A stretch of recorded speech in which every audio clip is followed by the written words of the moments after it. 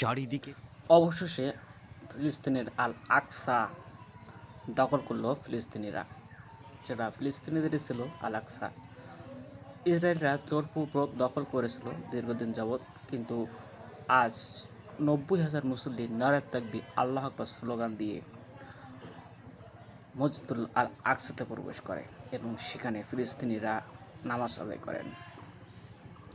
নারে তাকবীর আল্লাহু আকবার স্লোগানে মুখরিত আকসা মসজিদ।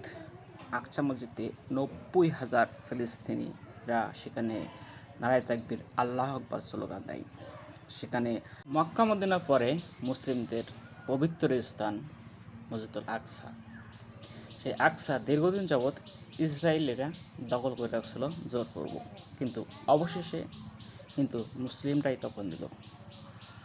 90,000 মুসলিমরা নারে তাকবীর আল্লাহু আকবার স্লোগান দেয় তখন ইসরায়েলিরা ভয় পেয়ে যায় এবং সেখান থেকে সরে দেয়। সরে দাঁড়ানোর পর সেখানে ফিলিস্তিনের মুসলিমরা সেখানে গিয়ে নামাজ আদায় করে এবং আল্লাহর শুকরিয়া আদায় করে। ধন্যবাদ সবাইকে। ভিডিওটা বেশি বেশি শেয়ার করুন এবং পাশে থাকুন, আর চ্যানেলটি সাবস্ক্রাইব করুন নিত্য নতুন সংবাদ পাওয়ার জন্য।